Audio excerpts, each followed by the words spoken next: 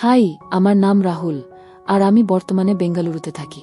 আমি একটি নামী আইটি ফার্মে কাজ করি। সারাদিন কম্পিউটারের সামনে বসে কাজ করতে হয়, যা একঘেয়ে হলেও ব্যস্ত রাখে। তাই আমার 2 ব্যাক অ্যাপার্টমেন্টটাকে সুন্দরভাবে গুছিয়ে রাখতে একজন গৃহকর্মী রাখার সিদ্ধান্ত নিলাম। আমার নতুন গৃহকর্মীর নাম প্রীতি, ছদ্মনাম। প্রথম দিন থেকেই দেখেছি ওর ব্যক্তিত্ব ও উপস্থিতি অন্যরকম, যেন মানুষের চোখ অনায়াসে টেনে নেয়। প্রথম দিকে আমি তেমন খেয়াল করিনি, কারণ কাজের চাপ ছিল অনেক।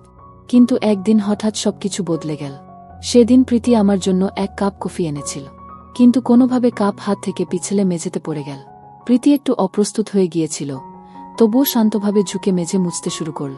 আমি তাকে বললাম, কোনো সমস্যা নেই, কিন্তু সেই মুহূর্তে বুঝলাম, যখন কেউ মন দিয়ে কাজ করে, তখন তার ভঙ্গি ও আচরণে এক ধরনের আকর্ষণ তৈরি হয়। সেই দিনটার পর থেকে আমি খেয়াল করলাম, প্রীতি যখন ঘরের কাজ করে, বিশেষ করে কিছু তুলতে ঝুঁকে পড়ে, তখন তার চলাফেরায় একটা আলাদা ছন্দ আছে। ওর আত্মবিশ্বাসী ভঙ্গি আর ধীরগতির নড়াচড়া, মনে হয় যেন চারপাশের সবকিছুর ছন্দ থেমে গেছে।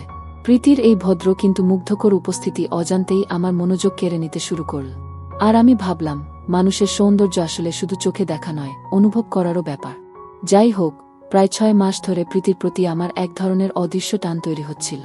যদিও আমি কখনো সীমা অতিক্রম করিনি, কারণ সে আমার কর্মস্থলের একজন, আর আমি সম্পর্ক নষ্ট করতে চাইনি। তাছাড়া আমি জানতাম না ওর মনেও কি একই অনুভূতি আছে কিনা। সেই বিশেষ দিনটিতে আমি শোবার ঘরে বসেছিলাম, আর রান্নাঘর থেকে কিছু শব্দ শুনতে পেলাম। কৌতূহলবশত এগিয়ে গেলাম। দেখি প্রীতি রান্নাঘরে ব্যস্ত, কিন্তু তার নড়াচড়ায় যেন এক অদ্ভুত ছন্দ আছে, যেন কোনো অদৃশ্য সুরে ধীরে ধীরে দুলছে। আমার হৃদস্পন্দন অজান্তেই বেড়ে যাচ্ছিল। আমি দূর থেকে দাঁড়িয়ে ওর মনোযোগী ভঙ্গি দেখছিলাম। মাঝে মাঝে মনে হচ্ছিল ও শুধু কাজ করছে না, বরং নিজের জগতে হারিয়ে গেছে। তার মুখের অভিব্যক্তিতে একটা রহস্য লুকিয়েছিল, যেন সে কোনো গোপন চিন্তায় ডুবে আছে। আমি ধীরে ধীরে রান্নাঘরের দরজার দিকে এগোলাম। ফাঁক দিয়ে দেখলাম প্রীতি থালা বাসন ধুচ্ছে, কিন্তু মাঝে মাঝে থমকে দাঁড়িয়ে যেন গভীরভাবে কিছু ভাবছে। তার চোখ আধ খোলা, আর মুখে এক ধরনের লজ্জামাখা হাসি। আমার ভেতরে তখন দ্বিধা, যাব কি যাব না। তবুও সাহস করে ভেতরে ঢুকে বললাম, প্রীতি, সব ঠিক আছে তো? সে চমকে তাকাল, যেন হঠাৎ বাস্তবে ফিরে এসেছে। কয়েক সেকেন্ড চুপ করে রিল, তারপর ধীরে গলায় বলল, আমি একটু একা বোধ করছিলাম স্যার। তার সেই চোখের চাহনি আর কণ্ঠের কম্পন অনেক কিছুই বলে দিল, যা মুখে বলার দরকার ছিল না। আমার বুকের ভেতরে ধুকপুকানি বেড়ে গেল, কিন্তু আমি নিজেকে সামলে নিলাম। হয়তো এটা কেবল একটি মুহূর্ত, অথবা হয়তো গল্পের নতুন অধ্যায় শুরু হতে চলেছে। ঠিক আছে, আমি বললাম, আমি পুরোপুরি বুঝতে পারছি। মাঝে মাঝে সবাই কিছুটা কৌতূহল বা আগ্রহ অনুভব করে। প্রীতি আমার দিকে তাকাল, চোখে হালকা বিস্ময়। সে বোঝার জন্য কিছু আশা করছিল, তিরস্কারের নয়। ধীরে ধীরে সে তার কাজ সামলাতে শুরু করল। রান্নাঘরটি শীঘ্রই শান্ত হয়ে গেল। আমি কানে আমার হৃদস্পন্দন শুনতে পাচ্ছিলাম, এবং তার ধীর নিঃশ্বাসের সাথে ঘরের অদ্ভুত ছন্দ অনুভব করছিলাম। আপনি কি আগে কখনো অনলাইন এমন কোনো বিষয় দেখেছেন? আমি জিজ্ঞাসা করলাম। তার গাল লাল হয়ে গেল। হ্যাঁ স্যার, সে ফিসফিস করে বলল, চোখ নামিয়ে নিল। কিন্তু তুমি কি কখনো একান্তে অনলাইনে কাউকে দেখেছ? আমি শান্তভাবে জিজ্ঞাসা করলাম। না স্যার, প্রীতি বলল, স্থির ও শান্ত।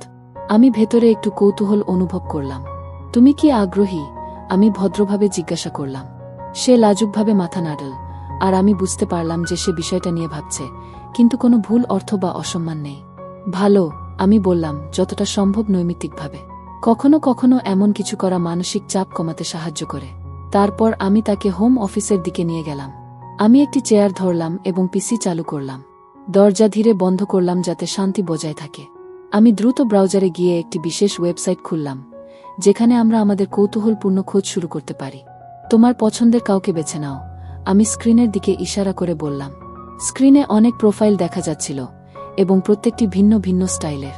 প্রীতি ধীরে ধীরে এগুলো দেখছিল, চোখে কৌতূহল আর হালকা বিস্ময়। মাঝে মাঝে সে একটু হাসি দেখাত, যেন নতুন কিছু আবিষ্কার করছে। কিন্তু স্যার, আমি নতুন এই ধরনের কিছু দেখছি, প্রীতি ফিসফিস করে বলল।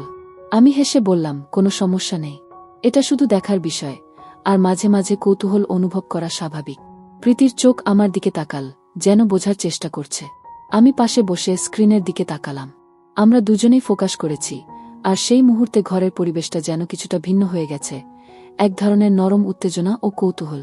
আমি স্ক্রোল করতে থাকলাম, আর প্রীতি আরও কাছে ঝুঁকে পড়ল, শুধু মনোযোগ দিয়ে দেখছে। স্ক্রিনে একটি প্রোফাইল দেখলাম, যার ছবি ও স্টাইল কিছুটা আলাদা। প্রীতি তার প্রতিটি ছবি মনোযোগ দিয়ে দেখছিল, মাঝে মাঝে হাসি, মাঝে মাঝে অবাক চেহারা।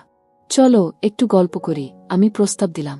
আমরা স্ক্রিনে থাকা একটি বিশেষ অনলাইন প্ল্যাটফর্ম খুললাম, যেখানে আমরা কেবল কথোপকথন এবং ছোট ইন্টারঅ্যাকশন করতে পারি।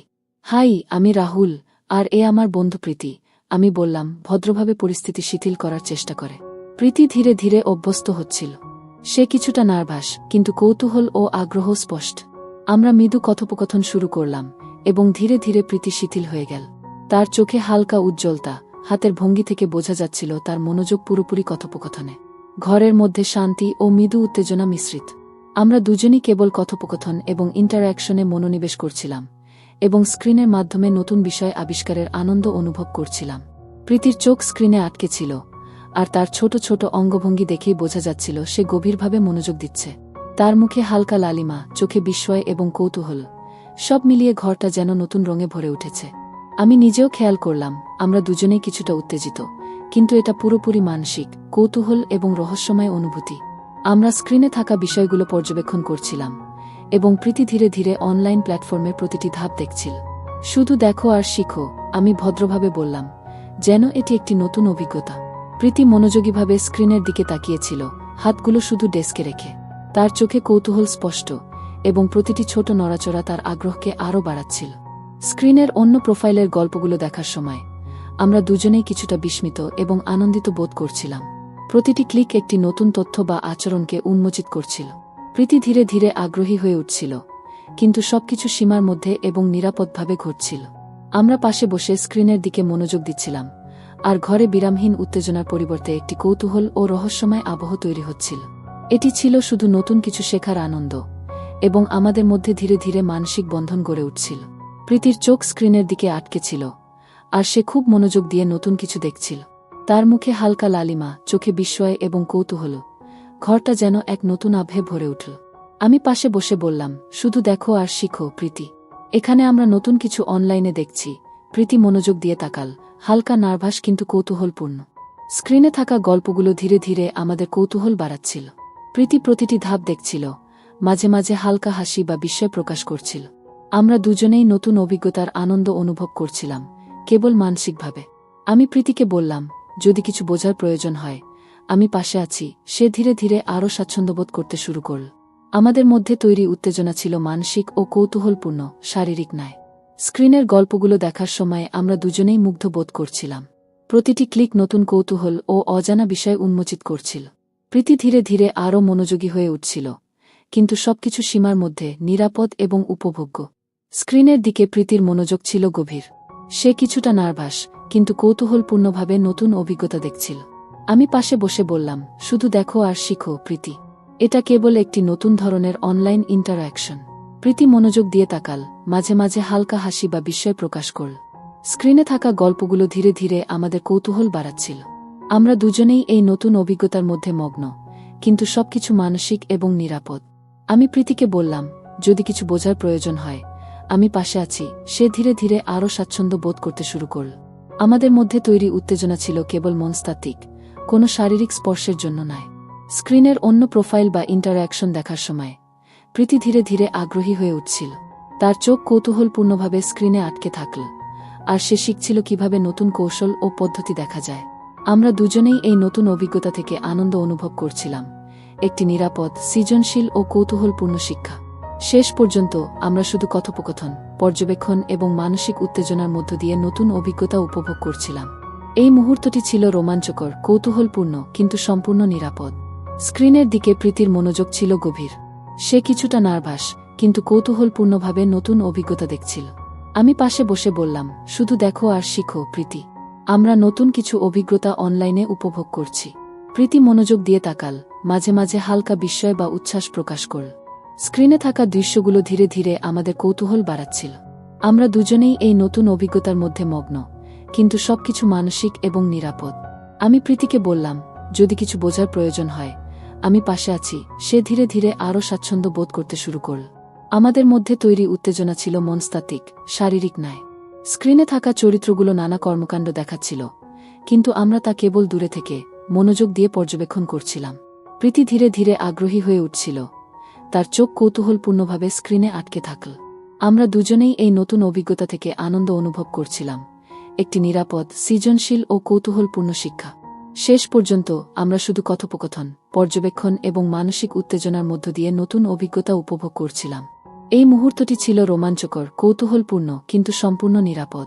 আমি প্রীতিকে বললাম, শুধু দেখো আর শিখো প্রীতি, আমরা নতুন কিছু অভিজ্ঞতা উপভোগ করছি। প্রীতি মনোযোগ দিয়ে স্ক্রিনের দিকে তাকাল, কিছুটা নার্ভাস হলেও কৌতূহলপূর্ণ। আমরা দুজনেই অনলাইনে নতুন কিছু পরীক্ষা করছিলাম, কেবল পর্যবেক্ষণ, শেখা এবং মানসিক উত্তেজনা অনুভব করা।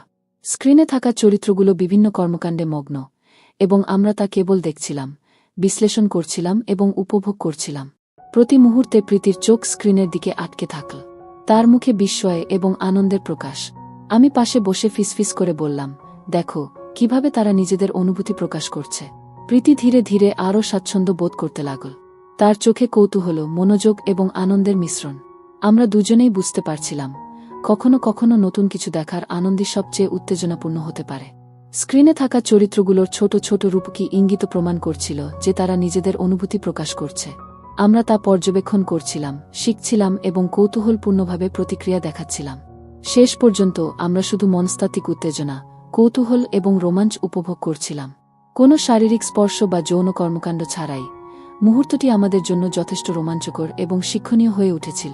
পরের দিন প্রীতি আরও আগ্রহী হয়ে উঠল। সে নিজের কৌতূহল এবং নতুন কিছু শেখার ইচ্ছা নিয়ে আমার দিকে তাকাল। আমরা দুজনেই একসাথে স্ক্রিনের দিকে বসে বিভিন্ন পরিস্থিতি পর্যবেক্ষণ করছিলাম।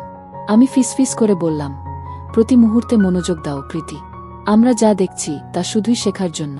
প্রতি দৃশ্যে চরিত্রগুলো একে অপরকে সাহায্য করছিল, কেবল মানসিক উত্তেজনা, কৌতূহল এবং সম্পর্কের সূক্ষ্ম ইঙ্গিতগুলো দেখানো হচ্ছিল। প্রীতি তার চোখ বড় করে এগুলো দেখছিল এবং মাঝে মাঝে হাসি দিয়ে প্রতিক্রিয়া দেখাচ্ছিল। আমি অনুভব করলাম শুধু মনের উত্তেজনা, কৌতূহল এবং নতুন কিছু শেখার আনন্দ কতটা শক্তিশালী হতে পারে। আমরা দুজনেই ধীরে ধীরে বুঝতে লাগলাম, কেবল দেখাও মাঝে মাঝে অনেক গভীর আনন্দ এবং রোমান্স দেয়। দেখো প্রীতি, আমি বললাম, এখানেই মূল বিষয়, কিভাবে তারা একে অপরকে বোঝে এবং কৌতূহল প্রকাশ করে। প্রতি মুহূর্তে প্রীতির চোখ আনন্দ এবং বিস্ময়ে জ্বলে উঠল। সে হাসছিল, কিন্তু তার মনোযোগ অটল। আমরা শুধু একসাথে নতুন কিছু শেখার, একে অপরের অনুভূতি বোঝার এবং রোমাঞ্চ অনুভব করার আনন্দ উপভোগ করছিলাম। শেষ পর্যন্ত মুহূর্তটি আমাদের দুজনের জন্যই একটি বিশেষ অভিজ্ঞতা হয়ে উঠল, কোনো শারীরিক সংস্পর্শ ছাড়াই, শুধুই মানসিক উত্তেজনা এবং কৌতূহল দিয়ে।